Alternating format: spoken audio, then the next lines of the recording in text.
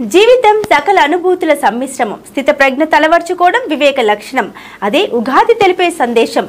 ఈ ఉగాది మీ ఇంటి సుఖ సంతోషాలు, సిరి సంపదలు నింపాలని కోరుకుంటూ మీడియా మిత్రులకు, రిపోర్టర్లకు, సిబ్బందికి, ప్రేక్షకులకు N9 టీవీ తెలుగు న్యూస్ తరపున ఉగాది శుభాకాంక్షలు.